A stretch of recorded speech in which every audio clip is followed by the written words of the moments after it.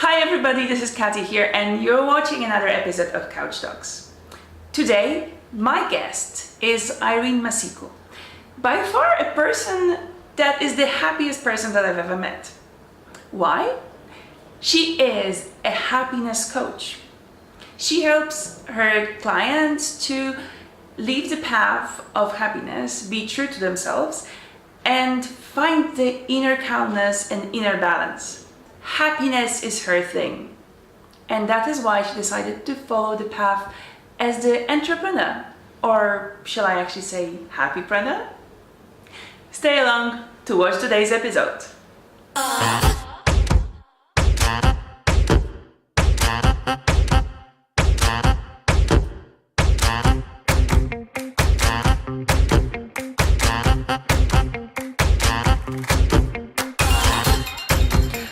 Hello Irene, I'm very happy to have you today on the CouchTalks. Hope everything is happy.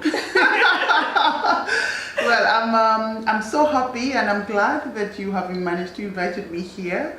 Thank you, Kat. And I, first of all, I want to applaud you for initiating this important work. Thank you. You know, we need something like this in Luxembourg, that's for sure. Thank you for having me on the couch today. Thanks a lot. Now I'm turning red a bit. But it's not about me today, it's about you. So, my first question will be actually a bit about your past, because you've been working in the banking industry. Yes, that's right. The time from which I don't know you. What actually happened? What made you change your life from a secure job in the bank to be an entrepreneur, to be a HappyPreneur? Actually, thank you for giving me that name, HappyPreneur. I'm going to take that, guys. Did you hear that? HappyPreneur. Okay, actually what got me out of the bank to start doing what I'm doing is because I followed my inner child, my instinct. Who am I? What am I? Mm-hmm. What was I meant to do? And all the time I was in the bank, of course my background is economics, and all the time I was in the bank, I didn't feel I belonged.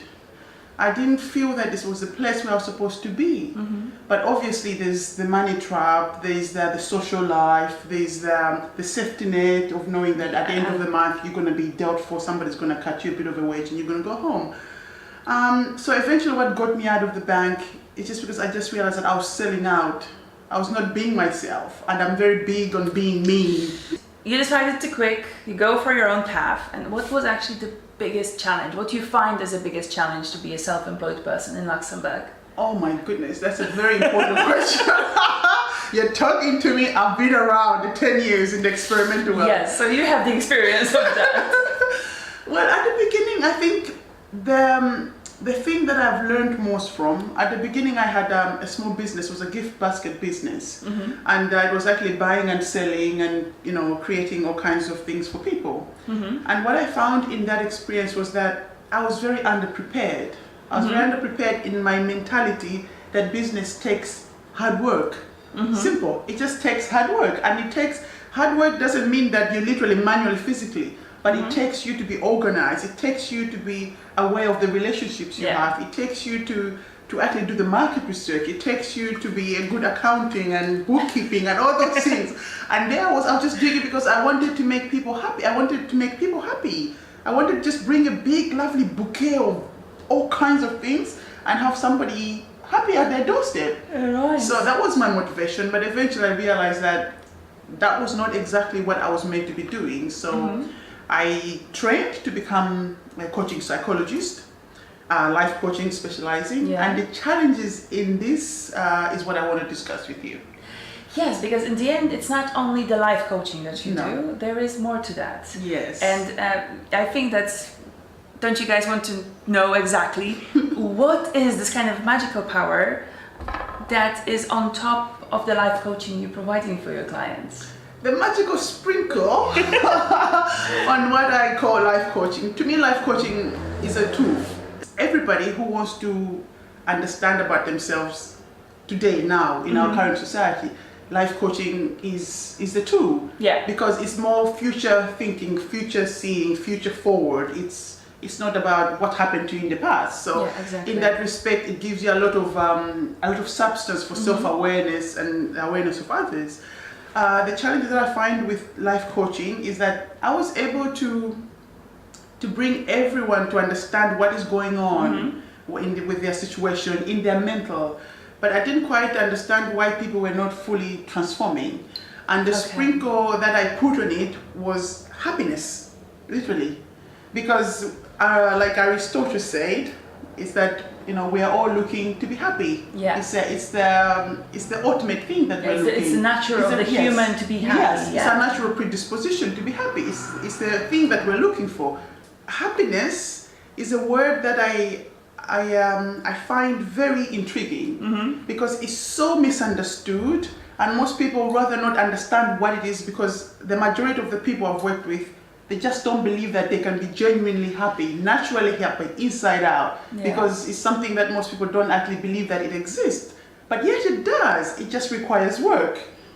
Yeah, like everything. Like everything. So we become so lazy in being proactive in the things that sustains us. And happiness is really healthy. If you want to be healthy, it's very important that you put happiness as your number one goal. Yeah. Because happy you, happy selves. The further tool that you also mentioned to me was the kinesiology. Kinesiology, that's right. Yeah, that gets a bit step further. Yes.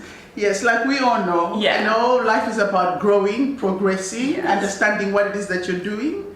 After working with my clients for 6 years, I realized that coaching is a great tool. It helps people to understand their mental capacity, their self-awareness. But I realized that there was a trend where people understand what is going on in their life. People are not silly or stupid. We all understand. And we all make sense of it. And you get to a point where it's like an aha moment. But then we always wonder why do I keep repeating the same pattern? If let's say you have a problem with finishing a project, and you come coaching, you do your goals, you do it, but then once you are out of the coaching, channel and you're on your own, if you take on other goals, why is it people find it hard to finish those goals, and they need somebody else to encourage them? Why are we not self-motivated?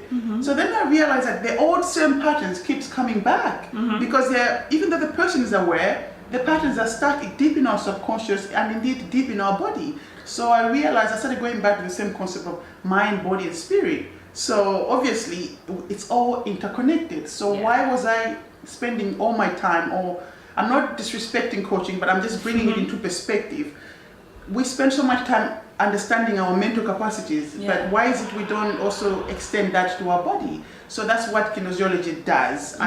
It gives me the capacity to unblock blocked energies in the body of a person who is going through something difficult.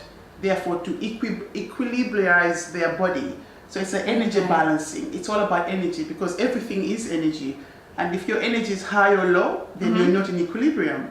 So what I do, once we speak about the issue, I balance your energy in the body with my hands, with the technique of kinesiology, testing your muscles, to bring your body to a very balanced equilibrium and unblocking everything that was stopping you from. So simply you bring as well freedom to that situation, to people to go further. Yes. I could definitely say that happiness is your value. Yes, it's my value. Yes, my ultimate your value, your ultimate value. But what other values you could actually name in your life that are there? Honesty. Honesty. Yes, it's very important for me to be very honest. And the honesty that I'm talking about is not about others be honest with me. It's on me being honest with myself. What makes me tick? Because by practicing my own honesty, that means everything I do is already honest. So I don't have to struggle with them telling me what is the truth. Because it allows me to be honest with what I feel, what I need. And from there, I can extend that to other people, and there we move forward. So another one that I really take very seriously is responsibility. All right. Most people, when they hear responsibility, there's always a sense of dread. Like, I have to do work, I have to do, oh my God, what do I You have to be responsible. That's what you get when you're a kid. You have to be responsible. Why you're not responsible? Yeah, that's, I get that. You understand that, fully. So I have this thing, for me, happiness represents freedom. Responsibility represents being able to use the resources that I have to bring my goals forward. Because if I'm not responsible for the things that I do, then obviously it affects my next step and my next step. So just the last question. Okay, thank you. That comes to the point in the fact that I am a mom, you are a mom. Yes. We are both entrepreneurs. Yes. How do you Yes. manage the fact of being an entrepreneur, self-employed person, and still being a mom and finding the time for your children? Well, again, this comes to my other value of being honest with myself. You're right. So the way this value plays out for me is that I'm honest about what is it that I need from my family, what is it that I need from the work that I do, what is it that I need from the people around me and the environment around me. So for instance, you asked me about my family, how do I do it? The thing is, I ask myself, what do I need, what do they need? Okay. And I provide that in a way that they don't feel that they're being compromised with my work as an entrepreneur. Therefore, things like being able to work at home, things like not answering phones or not being on my phone when kids' time starts. I have a program, I'm not the most organized person, but I have everything written down, what is happening when. I've seen the board, yeah. I thought that I'm detailed, but you're very, very detailed, yes. So I have kids' time scheduled, I have work time scheduled. Like that, it also, I'm a Pisces, so I like the fisher, I'm like Dory. Where are we? I don't know, I go everywhere and anywhere, and then most people... Same here, by the way. Ooh, flower, ooh. Yeah. Yeah, so I have that syndrome, but because I'm aware of it, that I have this syndrome, to actually stop myself from sabotaging myself, I'll create this means of creating a routine. That's why I have this board that tells me, Irene, at this time you're doing this time, and that also helps me to manage my time and to do the things that I do. So that's what helps me really to learn to be organized. I'm not the most organized, but I put priority. You're getting there. I'm getting there. Yes. Perfect. Thank you very much for all those answers. I'm like, wow, did you feel that happiness, that the energy spreading and bubbly blowing in here? If you would like to work with Irene, in the end of this video, you will see the information how to contact her, how to reach her. Thank you. I have to admit, I've tried, and it is a life-changing thing. And in the end, who wouldn't like to work with such an amazing person? Thanks a lot. Thank you. And thanks you guys for watching. Bye. Bye.